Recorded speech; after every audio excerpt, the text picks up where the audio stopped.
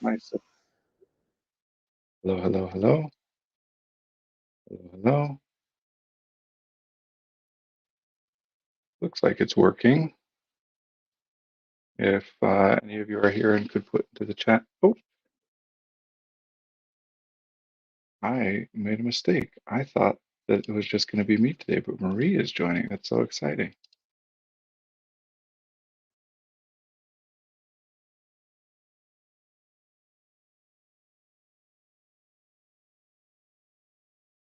She just messaged me and I just sent her the invite. So she'll be joining us here in a moment, which is very exciting. I thought it was just going to be me. More fun to have Marie. Um, Today is in the United States Memorial Day. I guess I'll probably repeat this all when Marie gets here, which is kind of hello, Marie. Are you ready? The stream is already live. Are you ready for me to add you? All right, I'm so excited that you're here. I thought it was just going to be me today. I'm glad it's not. Glad to be back. Hello. Yeah. Hello. I'm just going to see if I can get my mic to work. Hopefully that's better. Maybe. I hear you fine. Okay. Wait, try it. Yeah, I still hear you. I was just explaining that today is, this is nice. I can full screen it now so that, because you're looking at the chat. I was just explaining that in the United States, it's Memorial Day today, which is the holiday that's kind of traditionally considered to be like the start of summer. Oh, A lot of like schools around the country either just wrapped up this past week, or my kids have 2 days or 2.5 days left this week. So I'm doing the stream from home, and I thought it was going to be just me. I got the dates mixed up. So I'm glad to have you. Yeah, I'm glad to be here. I just got back today from a holiday, so welcome back. Transitions are hard, but I'm I'm doing it. So it's nice to be back. Yeah, I have no idea what we're going to talk about. Well, I just realized there's a whole bunch of like clothes behind me on my chair. I figured, in spirit of the holiday, I'd wear a t-shirt and shorts and do it from home and kind of make it more casual. I like your t-shirt. Thank you. It's from a stream called Critical Role. They do a live play Dungeons and Dragons. They're wildly successful. #1 streamer on Twitch by like a million miles, even though it seems very niche. But anyway, this is one of their like t-shirts. These are all D20s. Okay. One of those funny shaped dice that you use in D&D. Yeah. I feel like D&D has kind of regained in popularity in recent years. Oh, nice. I didn't even realize. Someone bought me this. This is like a novelty cheater die. Every side is 20. I was grabbing a random one as an example. But yeah, D&D has grown in popularity a lot over the last little while, in part because of Critical Role specifically, but also just people like that. They call them live plays, where a group will play the game, in this case Dungeons and Dragons, but there's all different kinds of role-playing games and things. They stream it, and it's like a show. And I don't know if they were the first, but they definitely were the biggest at first. And they have like an Amazon cartoon now that's like based on the campaign that they ran. So. Wow. So we have some comments. Hi, Brandon's dad. Clothes in the background. What? You're human. I know. I'm not even embarrassed by it. It's just, getting rid of it.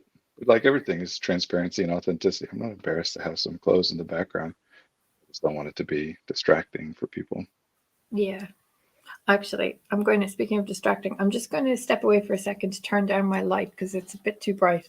And it's distracting. I'm also trying to like adjust so that it's not, the windows behind me are like causing the camera to wash everything out.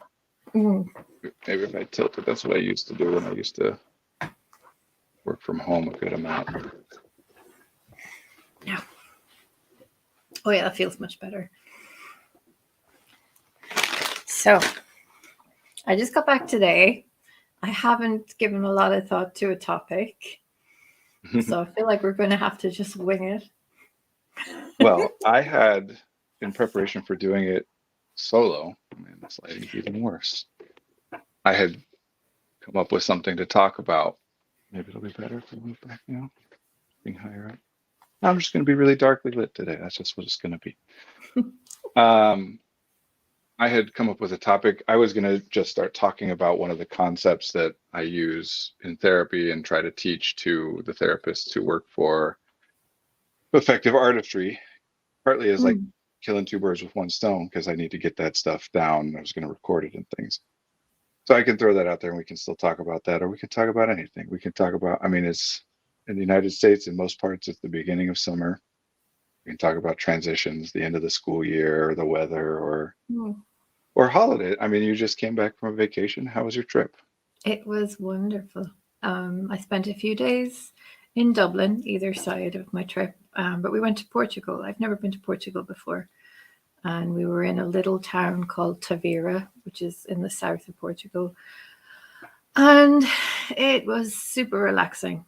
There wasn't a whole lot to do except stroll around, eat, lie on the beach, stroll around some more, eat some more, drink a lot of sangria. It was perfect. Yeah. So I feel really good. A little bit tired, but sea air does me good, I feel. I don't know. Maybe it's because I grew up near the sea, but it was good to be back at the beach. I mean, that used to be like half of the things that doctors recommended hundreds of years ago. Was like, just go be by the sea air in a warmer climate and then everything will get better. Of course, that was to like people who could afford to do that, you know. Yes. I keep saying convalescence should be a thing still.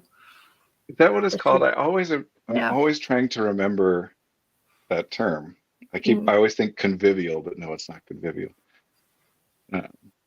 Actually, I was looking up some etymology stuff earlier today that I thought was interesting. I'm just throwing stuff out there to see what catches your fancy. What's on your mind? What do you want to talk about? Let's just make it about whatever you're interested in.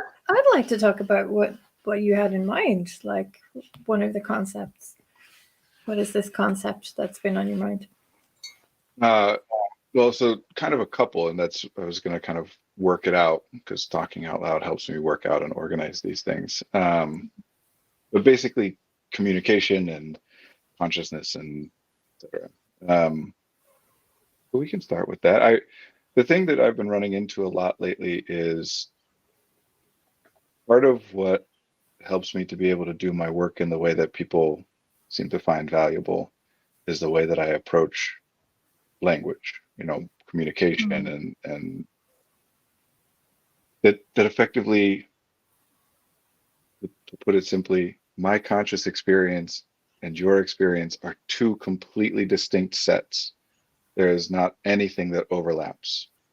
In existential philosophy or existential therapy, at least they talk about the four universal fears, and one of them is the fear of isolation. It's talking about this, the idea that what exists within my own internal subjective conscious experience is something that nobody else can experience. I can try to express or convey or communicate to them some element of it or the idea of it, but it can't be exactly accurate. And part of the reason for that is because my conscious experience and yours are completely different. For us to then be able to communicate, I can't use anything in my experience and you can't use anything in yours because we don't share it. We have to use something else that we share. And language is that thing. Yeah. And I'll be clear that most of the time when I'm using the word language, I'm talking about a set of symbols that is connected to meaningful information for people. Usually when I'm using the word language to mean the way that people generally use it, like the English language or the French language, I'll talk about that as like shared language, a set of symbols that we share with one another. Language, it must by definition be an imperfect container for information. It can't 100% accurately represent my experience, because if it did, just like the rest of my experience, it would be completely inaccessible to you. Yeah. So they're almost like these little cups, that hold 8 ounces that we're trying to pour a gallon of water into. Each word, each gesture, each tone and a lot of it just goes spilling, but we're trying to aim and get like the important parts across, in large part based on guessing what then is going to be evoked in the other person's conscious experience when they receive that word or gesture or whatever it is. So there's just so much guesswork going on. It has to be imperfect. It cannot be that I'm exactly communicating to you what I'm intending to communicate. And so then we've talked, I think in the past on the stream, but I'm not actually sure about, I like to talk about faultless miscommunication and the 4 steps of communication to kind of help clarify that. Is that something that you remember that we've talked about on the stream? No, faultless miscommunication is an interesting phrase. I'd like to hear more about that. Yeah. I'm going to go all over the place, especially when I'm talking about these concepts. I'm glad to have you here to like help me focus it in on presenting it in a useful, accessible way. So I'll do it quickly. The communication happens in 4 steps. First, before that, we have to define what communication is. Like always, there's a reason I work so hard on defining terms. They're imperfect containers of knowledge. But if I define it using other words beforehand, like I just did with language versus shared language, then I can use those things with more confidence that they'll be interpreted in the way that I'm hoping. So communication, I think it's useful to define as anything that a person does with the specific intent of impacting another person or people. Impacting and their thoughts, their feelings, their behaviors, 1 or 2 or all 3 of those things. And that doesn't mean it's all manipulative or malicious, as people will sometimes think. If I'm saying hi, I'm trying to impact your thoughts, specifically just in the way of sometimes just saying like, wanted to make you aware of my presence. Yeah. Not like trying to get you to do something. It's something I'm doing with the intent of evoking something in your conscious experience. Right? But sometimes, especially in the therapy world, people will say things like all behavior is communication, which is a meaningful phrase. But if we actually did that, then there's no point in using the word communication because we could just say behavior. Yeah. And what it means more than that is just that everything we do, there are reasons behind it. It doesn't mean that we're specifically trying to communicate to somebody. So that's communication. Well, here are the 4 stages then. First is I am trying to impact you in some way. There's some intent I have that I'm going to now communicate in order to try to have that impact on you. That's all that intent, what my intent is. Then second, I have to then codify that, encode whatever. I have to make my guesses about what things I can do that will impact you in that way. So then I behave in some observable way to you, usually involving, for me especially, spoken words, but there's tone and there's gesture and there's position and relationship and all different kinds of things that we do. So that's behavior. That's number 2. There's my intent. What am I trying to accomplish? Behavior. What is it that I do in order to try to accomplish that thing? Third, you will observe some subset of that behavior. You'll never observe 100%. You're not going to hear every word I say, notice every gesture I say. And you'll also probably notice some things that I did not intend to be part of the communication, right? That I might have a tone that was not intentional on my part, was unconsidered on my part, but that you notice and it factors into what comes next. That third piece I call observation. So the first 2 are on the speaker or the communicate, whatever, the person who's putting out the language, intent, and then behavior. And then on the receiver, there's the observation. What things do I notice? And then 4th, interpretation. Of all that stuff I notice, then how do I interpret it? So every single piece of communication, no matter how small, has all 4 of those things. We don't always consciously, the vast majority of the time, we don't consciously consider those things. We're just acting so quickly on impulse.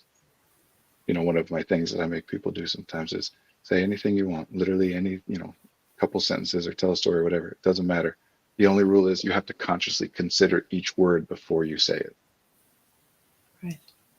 And people only have to do it for about 2 seconds before it's very clear. That's not how you normally speak. Which to me is one of these obvious things that people sometimes still find shocking is you don't actually consciously consider every word that you say. I don't either. That's not possible. It would be way too slow.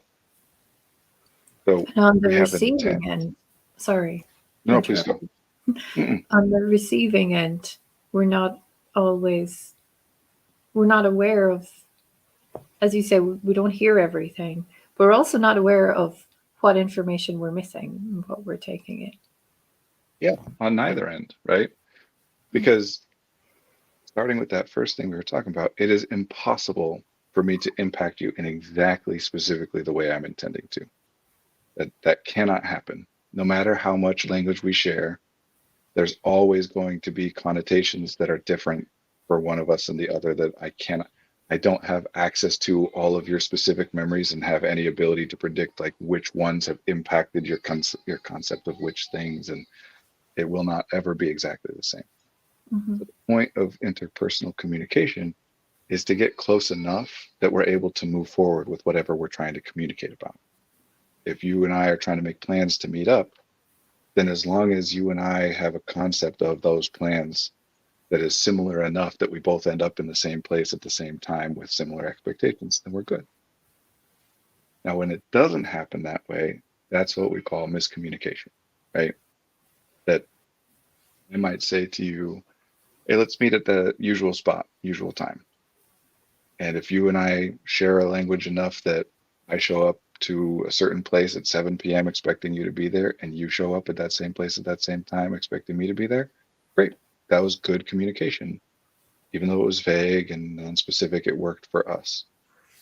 If instead I say, let's meet at the usual spot, the usual time, and you and I end up at two different places or at the same place at different times, that's when we say, oh, uh-oh, miscommunicated. Mm-hmm.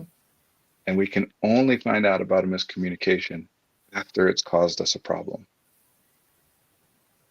Right. Because we're just doing our guesswork, right? Like it's never exactly the same. So we can't in advance say this, we have the exact same idea. We're just guessing. I think we communicated that clearly enough.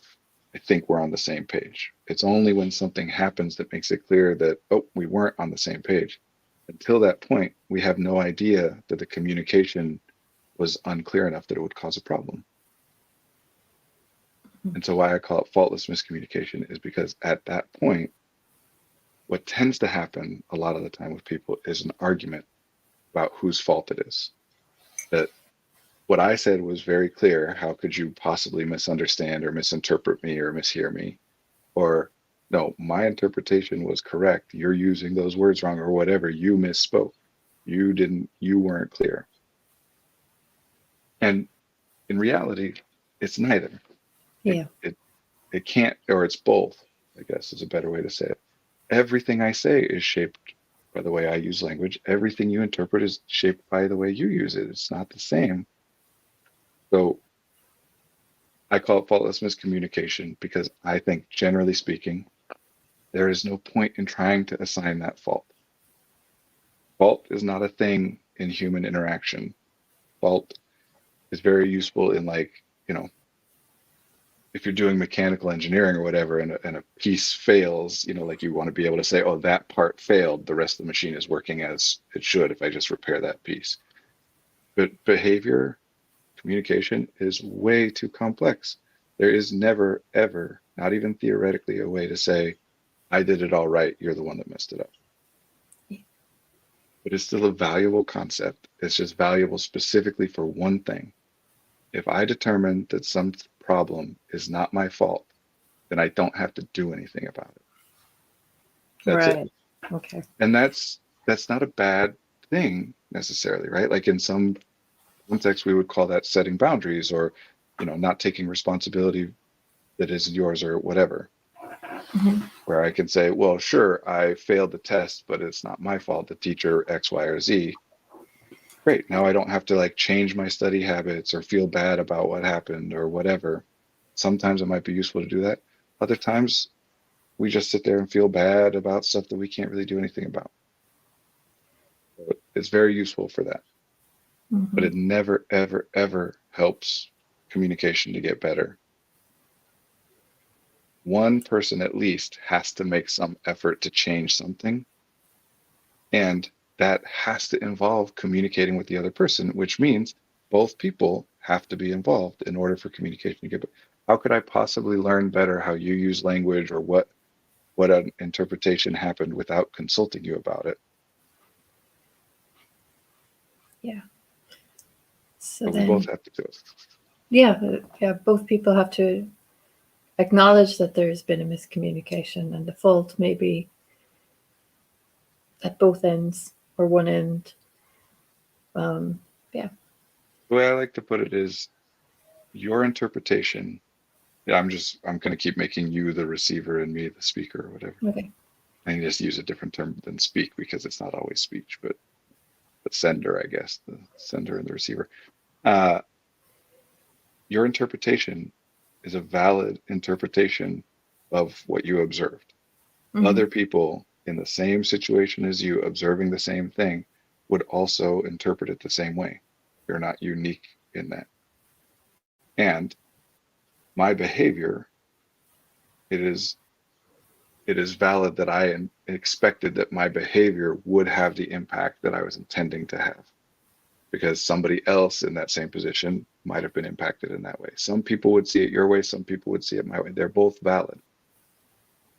And it mostly, when you start arguing about this stuff, nobody ever comes to like a good conclusion here. Where it's like, oh yeah, that's on me, that's on me. I mean, sometimes you get to like, we in the past have discussed how this word means this thing, or, we've discussed in the past that this usual place means whatever, and you forgot. And so then it can be useful to get a reminder and be like, oh, right. I forgot about that. Yeah. It's my bad. But it's still, the other person wants to make an effort to remember that this person obviously, sometimes at least, forgets that. Right? If I call you sweetheart, and my intent, because to me that word is a term of endearment, I'm intending to express care and make you feel loved and cared for and whatever. And then you hear that term, and to you it's a patronizing, dismissive, like chauvinistic term, right? So then you feel spoken down to and dismissed. You're not wrong. That's a valid way to respond to that word. You wouldn't have that way of responding and interpreting if it hadn't been useful and accurate in some other contexts in your life. I'm not wrong. That's a valid way to use the word. I wouldn't have it if there wasn't other context in my life in which it's been used that way. So I call you sweetheart, you get mad at me, we get in a fight. Then we figure out, oh, okay. We work through it, realize this is what the word sweetheart means to me, and this is what I was intending to get across. And this is what the word sweetheart means to you, how it impacts you. So now, optimal thing moving forward is I'm going to do my best to remember that for you, sweetheart is received in that way. I can't override everything that's in there, all my experiences that have led me to think of it the way that I think of it. Plus, it's quite likely that other people in my life still respond to it in that way. It's still useful to use that language in that way. Otherwise, I wouldn't have it. I'm going to try and remember and set you aside as a specific exception to try not to use that term, to remember that it's insulting to you. But sometimes I'm going to forget. Sometimes I'll be tired. Sometimes I'll just have been talking to a bunch of people where we're using it a lot, and I totally just get into that mode. Now you can try to remember that when I specifically use the term sweetheart, I mean it as a term of endearment. Mm-hmm. And you're not going to override your whole thing because there are reasons you think of it the way you think of it, and it's likely that it's still applicable to your life in other contexts. But you're going to try to remember that's how I mean it. And sometimes you're going to forget. And I'm going to use it, and you're going to respond to it as though it's an insult. If one of us is trying to make the change, I am trying to remember that you don't like that word, and I'm going to try and then it'll get better. But I'm still going to forget sometimes. If you are also trying to make that change, then on the times that I forget, some of those times you will remember and you'll catch me. Yeah. And so it becomes much less frequent that there are times where both of us forget. I forget to not use it. You forget that I mean it in a different way, and it'll still happen. We interact enough over enough time. But if we're both working on it, it happens much, much less. And if we have assigned fault to one or the other of us, we're not both working on that. If anything, actually, it gets worse. If we have decided it was my fault that I should know not to call you sweetheart, which is a valid thing, it's reasonable. Say, hey, you should know well enough by now that you shouldn't use that term or whatever. That's fair. But let's say I say, okay, you're right. That's on me. My bad. Now, in the future, when I forget and use it, because obviously it's part of my speech, otherwise I wouldn't have used it in the first place, it's actually likely that you'll now even get more offended than previously because we talked about this.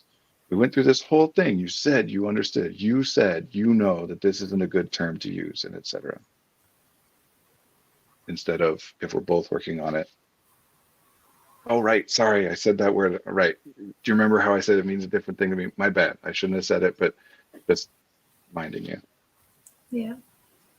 I don't know. I'm just saying a lot of stuff. I don't know what your thoughts are. Oh, I feel like, yeah, if you assume good intentions of the other person with whom you're communicating, a positive outcome is more likely. Yeah, and it's not, what I would say is we don't want to say assume good intentions because not everybody has good intentions. That's true. That's true. Just want to say keep in mind who you are speaking with, communicating with, and what else you know about them. Yeah. You know, like if you're talking, like if I'm talking with my wife and she says something that when I hear it and interpret it means that she thinks I'm a terrible person, right? Like I'm going to get really hurt and upset. Why would you say something like that? If I'm able to remember, well, hold on now. Pretty sure she doesn't think I'm a terrible person. Because if she did, none of the other things in our experience together would make any sense. So in order for that to be true, that she thinks that, not that she might, you know, there are times where someone might be trying to say it to hurt somebody or whatever, but if she really thinks that of me, then the rest of everything has been when she's faking. Like it's probably more likely that there's a miscommunication here than that all of a sudden she hates me and thinks I'm a terrible person after however many years we've been together. Mm-hmm. And again, we'll forget to do that sometimes. But instead of trying to assume good intention, just remind yourself you have a relationship with the person you're speaking with. You have some experience with them. I mean, that's not always, technically it's always true because if nothing, it's been like 2 seconds that before a miscommunication or whatever. Yeah. But, you know, when it's worth going through this process, it's a relationship that matters. You have experience. Just remind yourself, like, if they just said something that sounded like some real heinous stuff to me, they've never been that to me. Maybe this is one of those times that it was a miscommunication.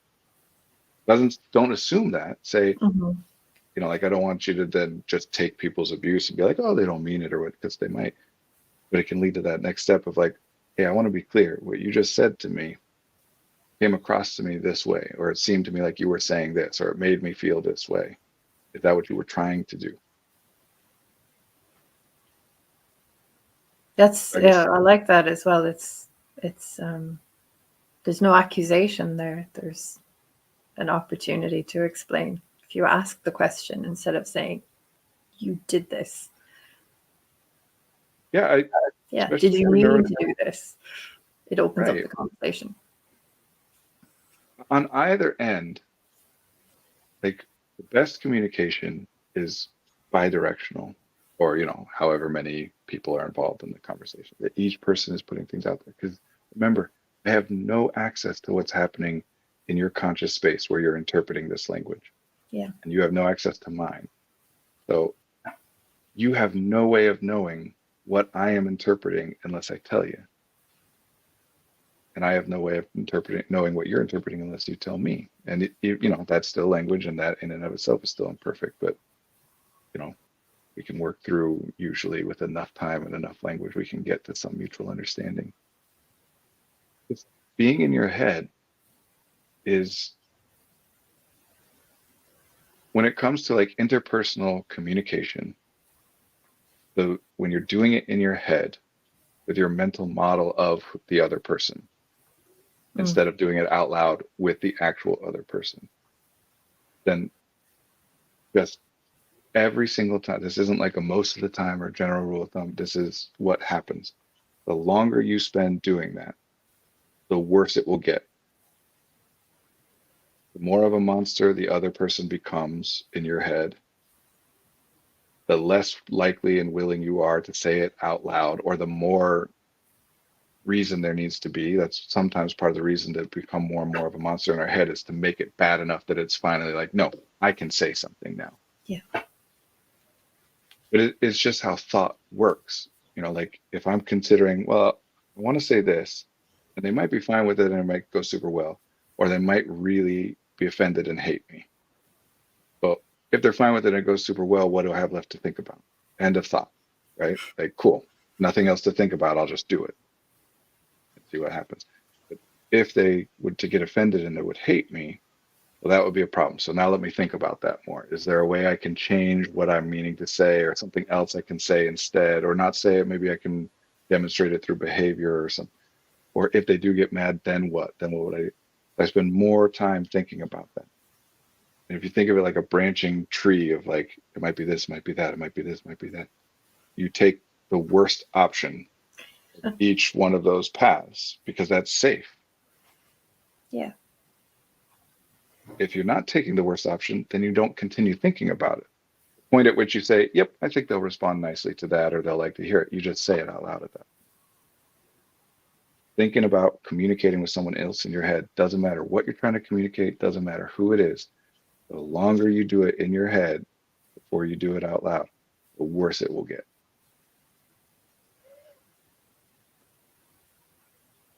Wow. I feel like this is especially applicable to neurodivergent people. Yeah, all those shower arguments I've had. Yeah. We're sitting in bed at night running through things and just somehow come to the conclusion that everyone in my life is a jerk who hates me. Like, nobody cares about me. That always happens to me in bed at night. Really? When it's quiet and there's nothing else to distract you. Right. I don't mean that every time I'm in bed at night it happens, but I mean every time that happens, I'm in bed at night. Yeah. Yeah. Most of the time anyway. Yeah, when it's you in your head. This is part of where neurodivergent people in particular get stuck, is the fear that someone won't allow me to clarify my intent if I impact them differently than I intended to. If I'm trying to say something, like, let's make this very specific and real to people's lives. If I am offering to help, this is a very common thing. I want to say, hey, heard about whatever, I'm here to talk if you want to. Right? Mm-hmm. Then I think, well, what if they're not bothered by it? What if that's just me assuming that they're bothered by it, but they're not? And then when I say that, they think that means that I think that what happened is something they should be bothered by. And now they're mad at me for judging them for not being bothered by it. Or I want to say, let me know if there's anything I can do. But what if, I've heard people say that that's not like a super easy way to offer help. What if I say, let me know if there's anything I can do, but they think it's just a performative, like I don't really want to help by just saying it, and then they're mad at me. And so then I just don't say anything. And remember, it started with, sure, might they think, oh, that's performative, you don't really want to help? Yeah. Might they also think that you actually do want to help and you're offering to help and you just don't know, like you're open to whatever? Yeah, they might think that too. But when then you don't say anything, are you responding as though they're going to interpret it as an offer for help? No, you're acting as though they will be offended by it. Yeah. You always go to the worst option over time. Mm-hmm. And so safety, when it comes to communication and relationships, is primarily about, will they tell me what they're thinking, and will they let me clarify if the way I impacted them is different than what I meant? If I believe those two things, this is what takes, people say I'm an introvert or I'm drained by conversation, but no matter how true that is, not all conversations, talking with some people in some contexts, is very relaxing and enjoyable. And these are the things that change that. Yeah. If I know that they will tell me if anything I say bothers them in any way, and that if that wasn't my intent, they will allow me to clarify, and they will actually take my clarification and say, oh, okay, good to know that that's what you meant. Just so you know, this is still how it came across. But I understand that that wasn't what you meant. Then I can say anything I want because I trust them. So at the start of the stream, you mentioned that these are concepts you talk about with your therapy colleagues at Effective Artistry or using training. So how does this come up in the session? So it's not always, it's a fact, very rarely is it something that we discuss this as like a piece of content, like where we're talking to someone about how communication works. It's more about the only tool that a therapist has is communication. That's it. Yeah. It's no matter what we're thinking. This is anything, any field or anything you're trying to do. There's two things. There's being able to access information, and then being able to take that information and manipulate it or do something with it in order to be able to give something that's helpful, think something that might be useful, right? Like I could be a brilliant therapist, but if I'm speaking with somebody who speaks French and I only speak English, I can't do anything for that person. Not because I don't know things about being a therapist or how to be helpful theoretically, but because I have no access to the information that I would need in order to be able to do anything helpful. Mm-hmm. And vice versa. If I speak the same language, we both speak English, but I don't know how to be a therapist. I don't know anything about like doing therapy or anything like that. Well, then I have access to all this information, but I don't know what to do with it. I can't, either case, I can't be helpful. Yeah. And therapy training and the way that we talk about therapy in our culture tends to focus on the analytical piece, not the accessing or utilizing the information, but if you have information, then how do you, this connects to this. And I think this is happening because of this other thing that you mentioned, the knowledge, the content, the theories, the knowing Freud's models and knowing, all that stuff is what people focus on. And partly that's what you can teach in a university setting. Yeah. You can't really teach communication without doing it, practicing it. And you don't do that in lecture classes. It has to be that kind of didactic, academic focused stuff. So when I'm doing supervision, a lot of it is focused on the communication because it's that access to information piece. Because, for example, someone will say something like, I'm really depressed. And a therapist who has had a lot of experience with that term and knows the official diagnostic criteria and the different disorders and how they can be differentiated from one another and the different treatment interventions that research has shown to be helpful, et cetera, is very likely to just move on from there. Okay, they told me they're depressed. I've got that piece of information. What else do I need to know? And what we really want to do is to say, okay, what does that mean? What do you mean you're depressed? And this is the thing I've been not struggling, but this is the thing that's been popping up a lot lately, is that people will often respond to questions like that as though they are accusations. That if you say, I'm depressed, and I say, what do you mean by depressed? That they might feel as though I'm saying, I don't think you're really depressed. Yeah. Prove it. Or that they might think I'm saying, I don't think you know what that means. I think you're using that term wrong. Because we do that in our culture a lot. What's that? That actually ties in with a comment your dad left earlier. I think the Princess Bride is irrefutable proof of the impossibility of faultless communication. I just thought of Inigo Montoya. You keep on using that word. I do not think it means what you think it means. That's a version of like people trying to assign fault. Well, what is the dictionary definition? Like, who cares?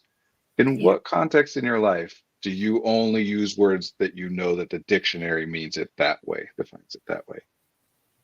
And if you do, your communication is probably very inefficient because dictionary definitions, words existed before dictionaries did. Yeah. Like there's actually a lot of fascinating stuff about Daniel Webster, like the Webster Dictionary, that he was the reason behind his effort to put together a dictionary. And it has a lot to do with a lot of the same thing we talk about a lot is scale.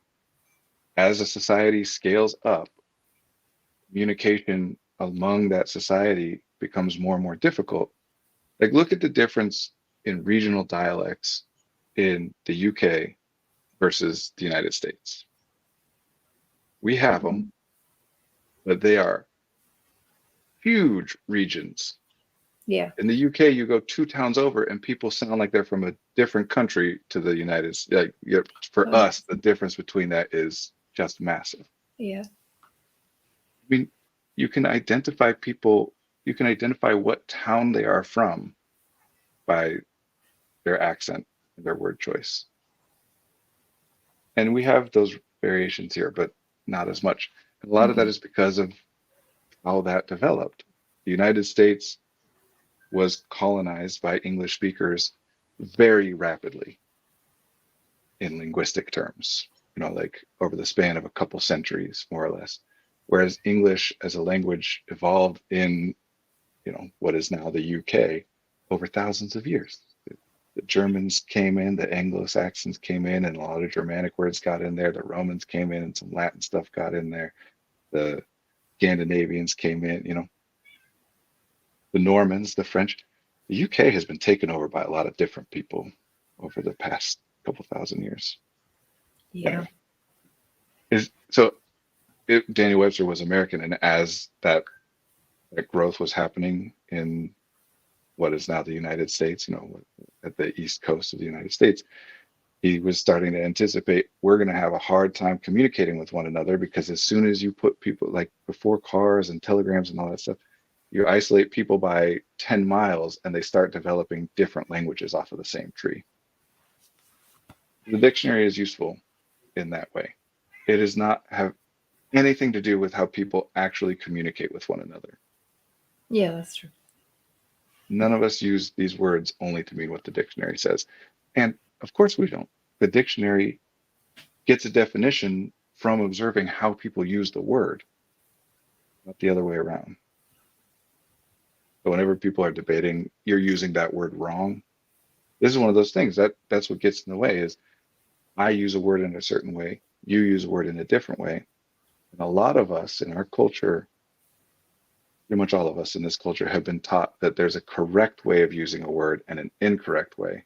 So if we're using it differently, the moment I point out that I think we're using it differently, a lot of the time my reflexes will then, my interpretation of that will be, well, then you're saying I'm doing it wrong.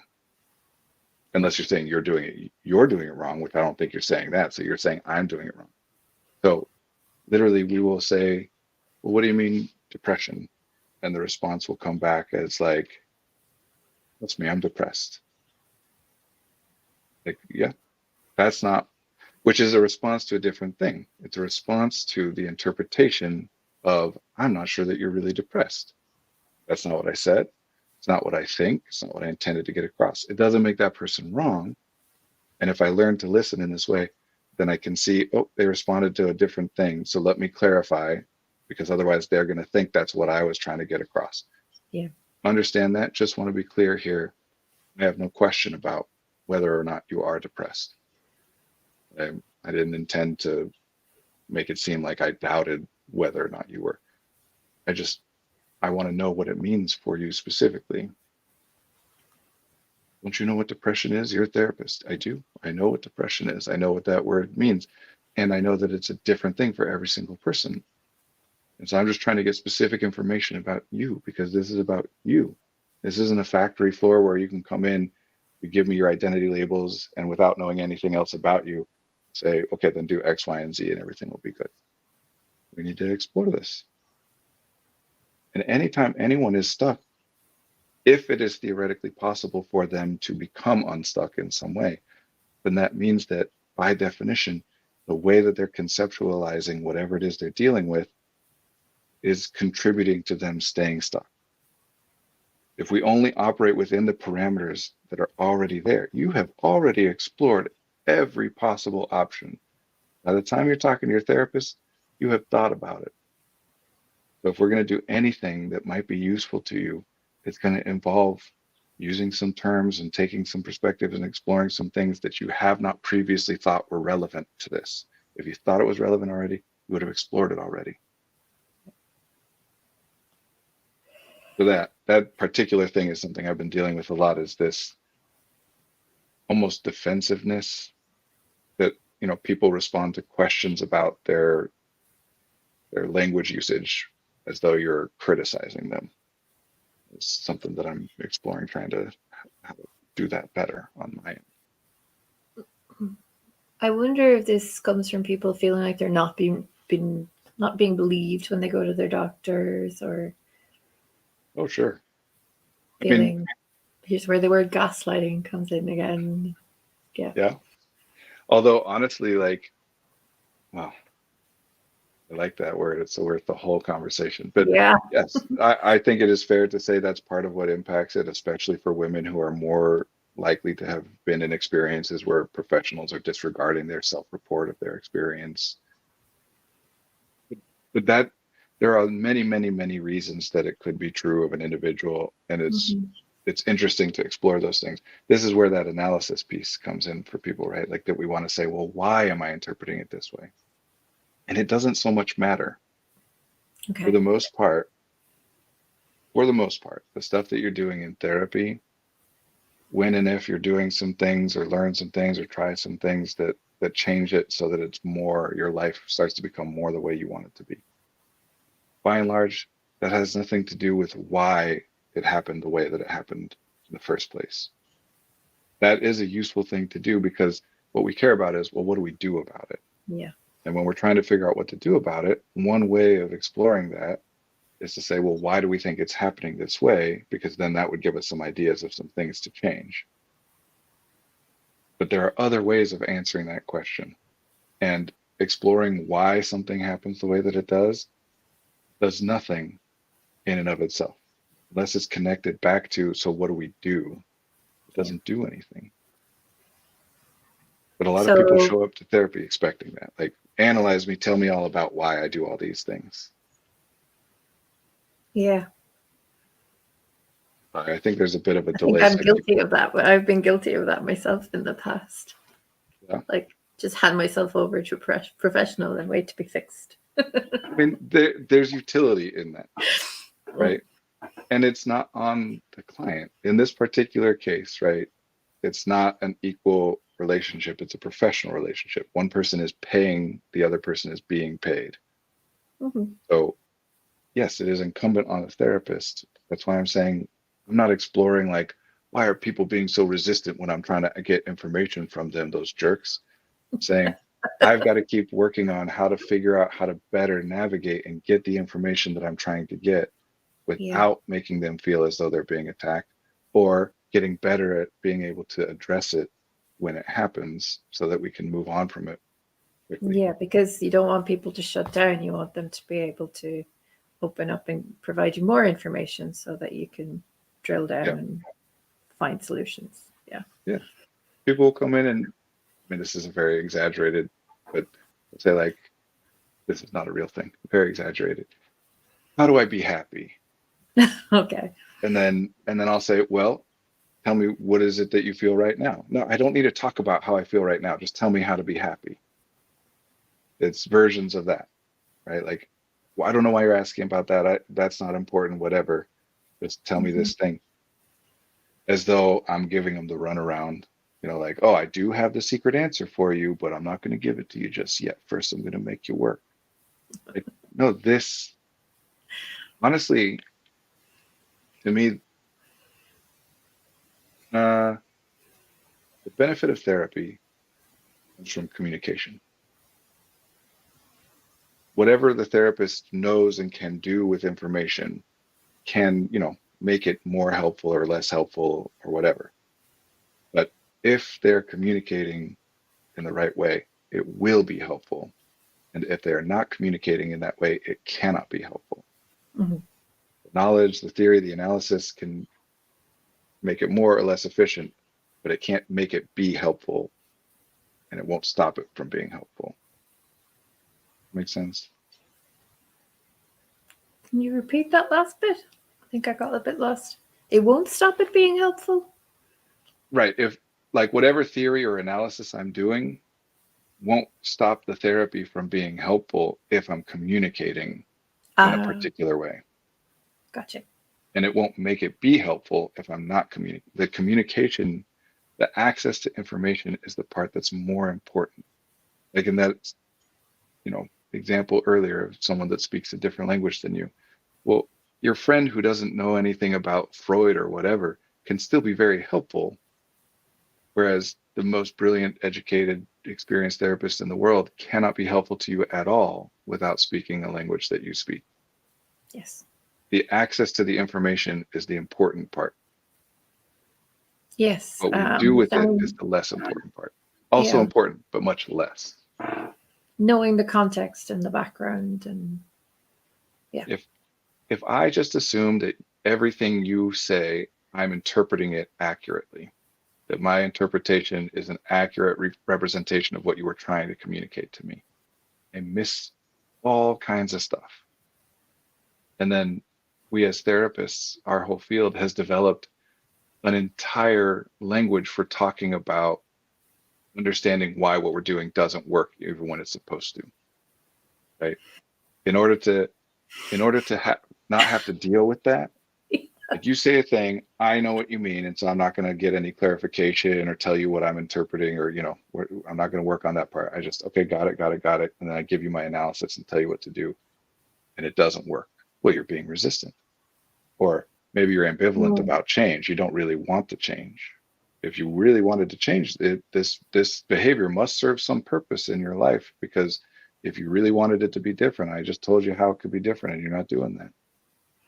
Don't you then run the risk as well of like stereotyping whole groups of people, like creating categories of client and not actually seeing the person in front of you?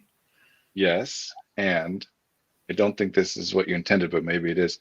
Yes, and what you're talking about is how we have arrived at categorical diagnoses. Calling a person autistic and another person autistic as though that means they are the same is what you just said. I have an archetype of a client. Yes. And I'm just trying to look at what archetype they match, and then I'm going to just treat them the way I would treat any other person who matches that same archetype, as though they are not two distinct individuals. Mm-hmm. Which is ridiculous and unhelpful. It's part of why neurodivergent people in particular are harmed in therapy at a very high rate, because that whole pattern is a thing that hits neurodivergent people their whole lives. You say you want this thing, I told you how to do it, but you're not doing it. So you must not really want the thing that you're saying you want. You're lazy, you're not trying hard enough, you're lying. Instead of, maybe I misunderstood you, or maybe the thing that I thought would work doesn't work for you in your context for some particular reason. Or maybe it would, but the way that I communicated it to you was interpreted in some other way. Something came across differently that changes it. If I just jump straight to, well, you're not doing it, you must be lying. And then you go to therapy, especially therapy for neurodivergent people, because as we've talked about many times, most people who talk about neurodiversity are just doing the medical model, but using that language because they think it's politically correct. Mm-hmm.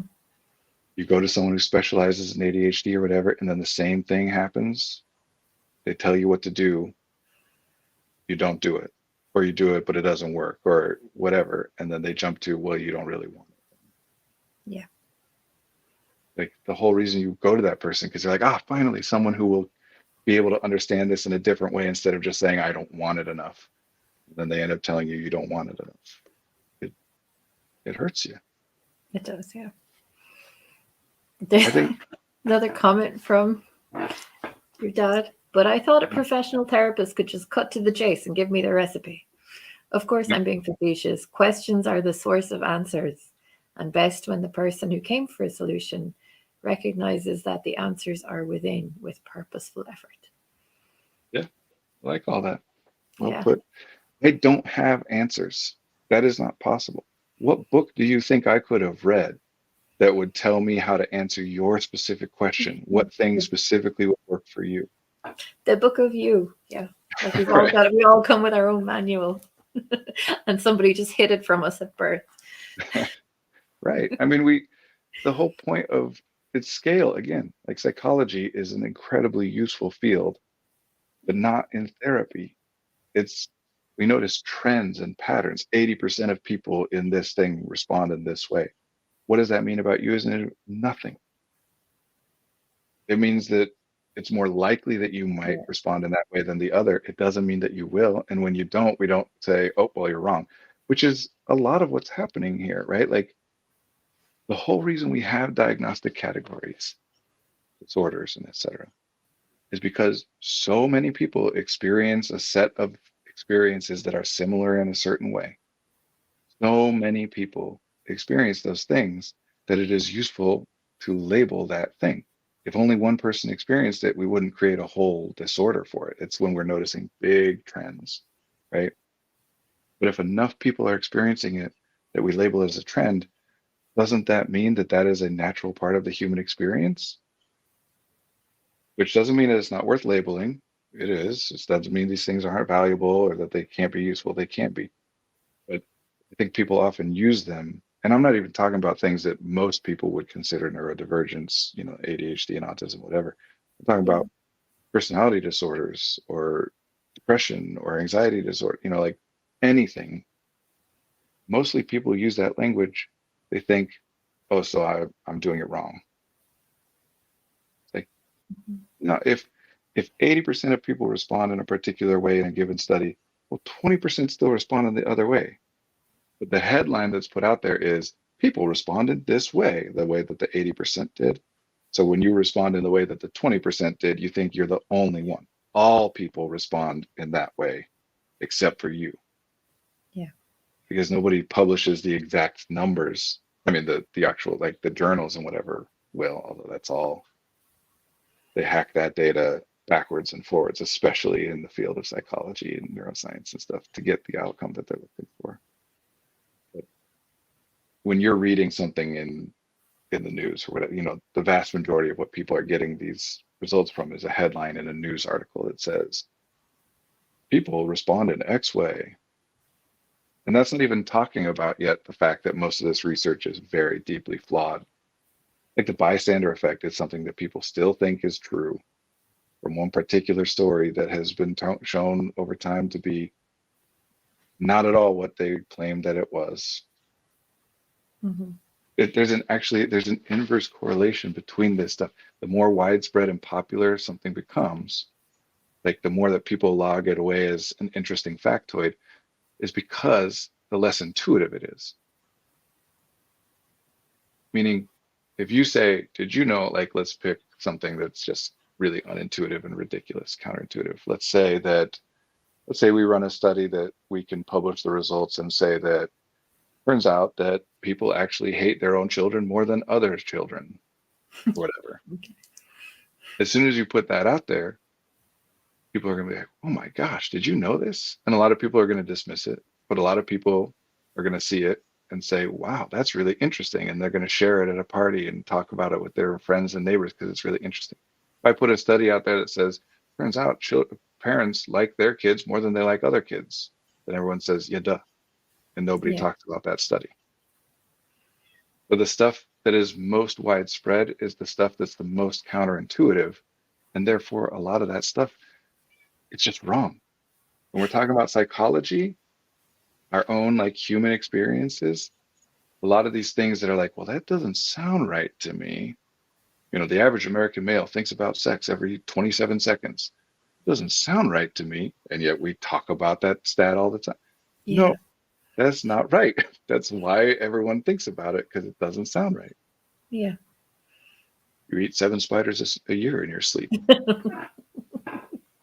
Is specifically that one was developed by a person who was trying to show in the early days of the internet how the internet could be a tool for spreading misinformation. Really? Oh They wow, were I like that. trying, their point was, look, you can just put lies that are interesting on the internet and it will spread. Mm. And the lie they came up with to spread in that way was that you eat 7 spiders a year in your sleep. They spread it deliberately. And I heard it in my youth. It doesn't Yeah. sound right. No. Nobody hears that and is like, yeah, it seems right. That's why it sticks in our minds and we share it with each other. Did you know? Things like the bystander effect and the marshmallow test and the Stanford prison experiment Yeah. and the Stanley Milgram obedience experiments, like all of these things are very deeply flawed and limited at best. Sometimes pretty much you can just say that they're fabricated. I mean, hell, look at vaccines cause autism. Yeah. One guy puts out one study that he later now has admitted was completely falsified. But one guy puts out one study, and because it doesn't seem right, because it's like really interesting, it sticks out and people spread it. And now we've got a whole movement. Anyway, the things that are about the human experience that seem not right to you, there's a good chance that they're just not right. Yeah. And this is particularly important for people who identify as neurodivergent people because those are people, we are people who already, as part of our core identity and belief about how the world works and how people work, we've already identified that most people's experience is different from mine in ways I don't know. So if you tell me most people X, yeah, okay, well, doesn't sound right to me, but I'm What do different I than most know? I'm people. different from everybody else. They must be right. I must be wrong. Yeah. One of my favorite terms here that I think is really interesting in this way is demisexual, Mm-hmm. which is, as opposed to asexual, meaning, and all of these terms are debated endlessly as they should be. That's how language works. We use these words. We should be clear. That's the whole point. If not, what does this mean? And what is the technically correct definition of it or not? People use it in different ways. The rule in linguistics for what is proper use of language is if native speakers use it, then it is proper. Mm-hmm. The only time that a linguist would ever say that someone is using language incorrectly is when it's someone who is trying to learn the language and is using it differently than native speakers use the language. Otherwise, it's just the evolution of language. These things should be debated, but one more common definition of asexual is a lack of sexual desire, right? A lack of interest in sex. Yeah. Where demisexual is subjectively diminished, like as opposed to most people, I'm less interested in sex. Mm-hmm. And that one to me is so interesting because it's what how Relative what's your to, concept of how much other people care about it? yeah. Because that one in particular, we have way different ideas about culturally, in particular because of how mass media deals with this stuff. Like the average person, depending on which study and which gender and which subcategory, the number of partners the average person has in a lifetime Mm-hmm. is usually somewhere between 4 and 7. But you watch one season of Friends and all of them have 14 different sexual partners in one season. And so everybody's walking around being like, oh my gosh, I don't like, I use Friends as Yeah. an example because it's a particularly egregious one. But there's one particular episode where the character Ross hasn't had sex in 6 months and everyone's talking about it like he's got terminal cancer. Like Yes. Yeah. they're like acting like he's dying. They're like, oh my God, I can't believe, oh my, I'm so sorry. And he is acting like he's dying. And then what else? What other conclusion are you supposed to take away than be, well, I haven't had sex for 6 months and I'm not dying. I guess I don't care about it as much as other people. Mm-hmm. Anyway, I want to be clear about how we get these ideas about what words mean and then how we use them. The point I was trying to get at, and we're over time and whatever, is your thoughts don't reflect reality. And that's not a statement on whether they're valid or sane or useful or accurate or any of that. Thoughts and reality are two completely separate things, and never the twain shall meet. Like reality meaning physical, thoughts are composed of no matter, they are not energy. They don't exist in the physical sense. Where are they? Mm-hmm. Think a thought, where is it? It doesn't mean it can't be accurate or useful, but it's not real. That phrase I've used a lot recently, the map is not the territory. Yeah. Map is only useful because it is not the thing that it's representing. It's a symbolic representation of that thing, which is useful to have as you navigate the real thing. That's what your thoughts are. And language is the particular thing that gets those things in and out. Think a thought, but don't use language. And if you're saying, well, I'm thinking images, that's still language. Remember, my definition at the beginning is symbolic representation. It is still a symbolic representation of the thing. Picture an image of grass. That's not grass. It's a symbolic representation of grass. All thought is done in that way. That's why we say it's abstract. Mm-hmm. People get too caught up on this idea that thoughts are correct or incorrect. They're neither. They're useful or not useful, correct or incorrect. They can be accurate to some degree. But even if I say, oh, I think someone will get here at 2:15 and they get here at 2:15, they're still like, those are concepts. 2:15 is a construct. Yeah. Get here, how do we define that exactly? Like, it's all done through language. It doesn't mean it's not accurate. I'm not trying to pick apart every word. Just know that your entire conscious experience is made up of language. So that if you want to change it, changing your language, your symbolic representation is the best bet you've got. It's the best tool you have. It's the only tool that your therapist has. Yes. Their thoughts are not the tool. Their thoughts don't matter. Their communication does.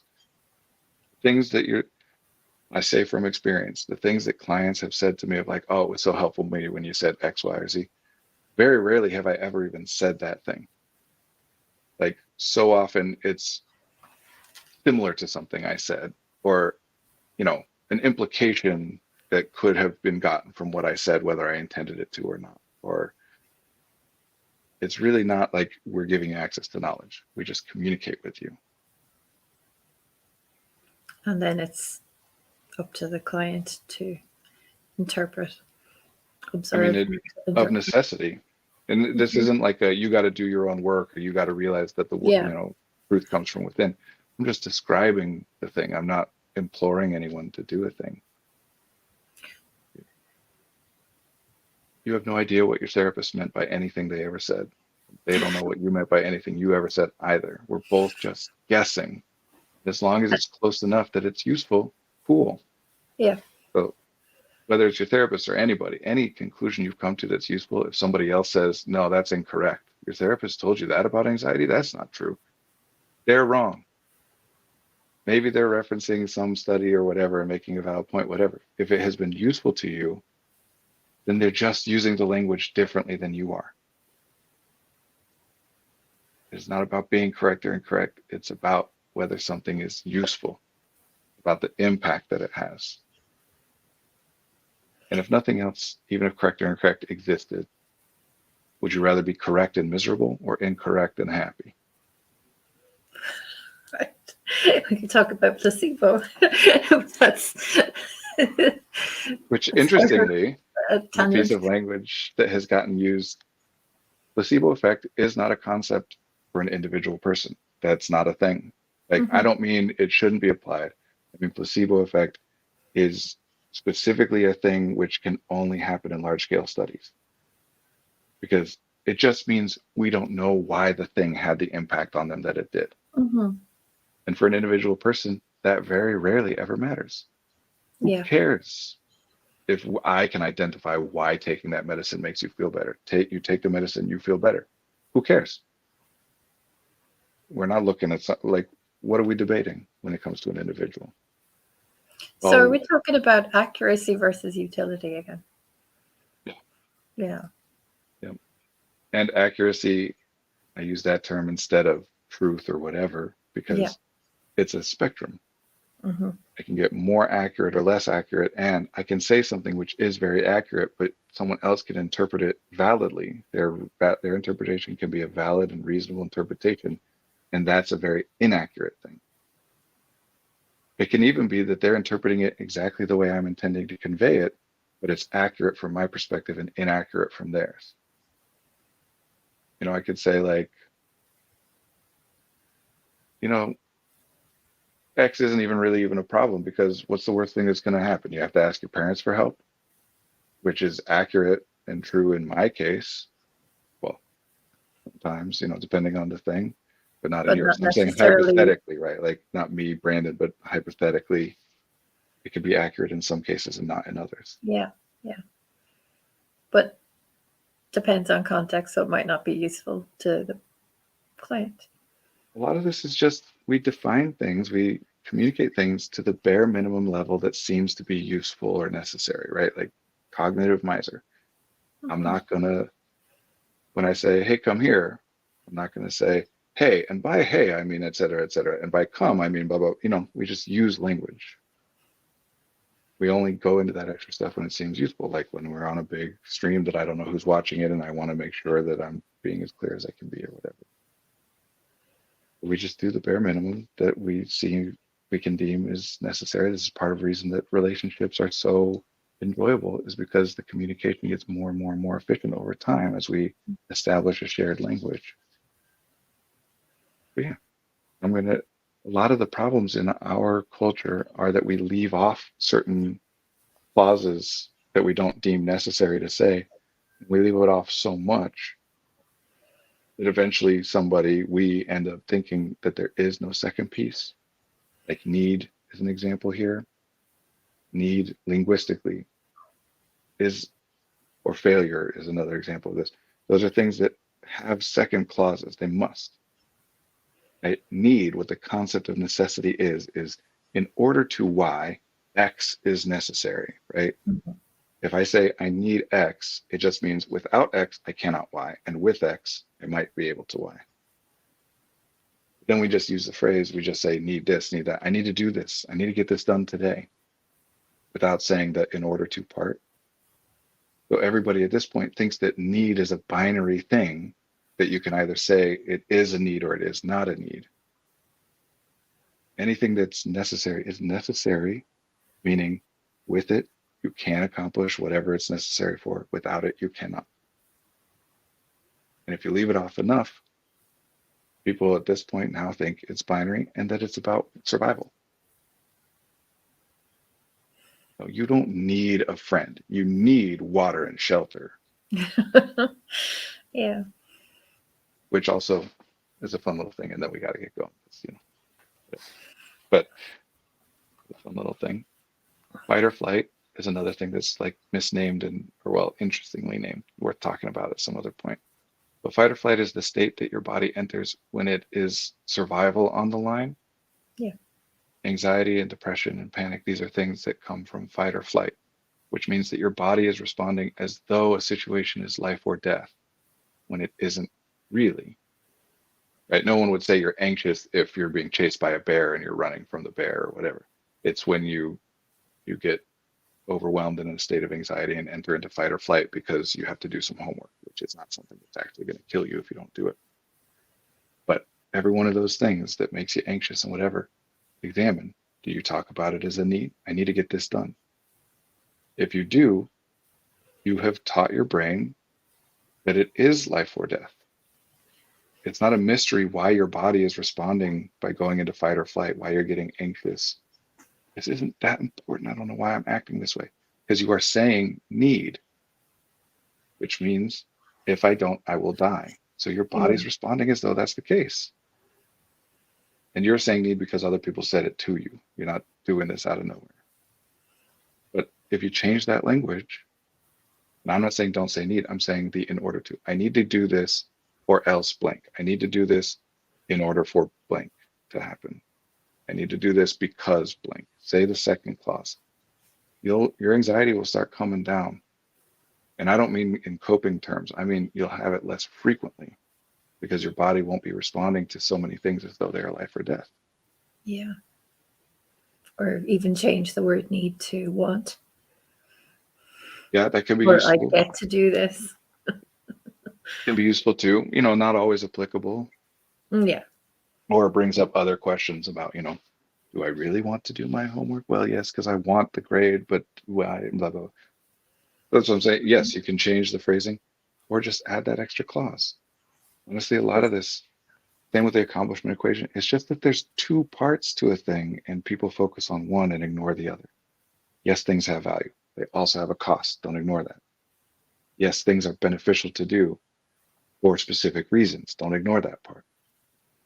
Yes, things are important as determined by or because of. You know, we've gotten so efficient because we're bombarded with information from a massive scale at like we are so efficient at processing that information. Where we started was in order to encapsulate more information into a briefer period of time, I have to use symbolic representation. I use one word that encapsulates a lot of stuff instead of a little thing. If I say airplane, you and I, Marie, are going to have a very similar idea of what I am talking about. Yeah.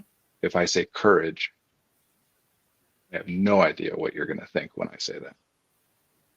And mostly these days, we talk in those second things, constructs, concepts that we haven't clearly defined and aren't observable. They're debatable. It's super useful because we can capture a lot of information in a specific word.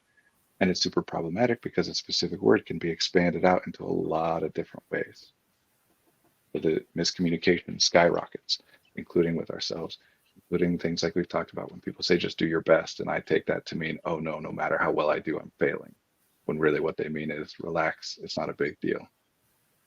Yeah. So this is why it's important as a therapist or as a coach to ask questions, get clarity. What do you mean by X, Y, and why? Just as a person. Yeah, just yeah. I was going to say, why it's helpful as a client not to assume the other night you ask that question. I said to my wife, "You don't really have any hobbies." Out of nowhere, but I said that to her, and she got very hurt by that. Oh. And it took a while for us to like talk it through and figure out what was the difference here. That to me, hobby is something that you spend money on, like like collecting stamps is a hobby, or scrapbooking is a hobby, or whatever. Whereas something like a sport or whatever, that's an activity. Okay. Which is a reasonable. That's a lot of people think of those terms in that way. Yeah. For her, hobby just means interest. He thought I was saying you don't have any interests, right? And so we clarify that part. But even that, then we want to clarify more. Why does it bother you? Even if I did say you didn't have any interests, why does that hurt you? And come to the conclusion that what she's saying is that the person who doesn't have any interests is not interesting. Okay. So when I say you don't have hobbies, it sounds to her validly as though I'm saying you are not an interesting person. As soon as I understand that, now I understand why it hurt her, and I won't do that again. Or if I slip and accidentally do, I'm much more likely to remember, oh, sorry, let me correct. Forgot that got right. Yeah. If you can talk about the language and what you mean. Otherwise, if we can't do that, then she's saying I'm a jerk and saying I didn't do anything wrong, and we're arguing about who's being unreasonable. Talking about the specific language that you're using. There is no other way to resolve miscommunication than to communicate about the communication. Yeah. It's a little bit meta, but yeah. Yeah. All right. Good to be with you. This is fun. Could always keep talking, but I got to move on to some other things. All right. Let's talk more next week. Get better. Good to be with you, Marie. And you have a great week. All right. Talk to you soon.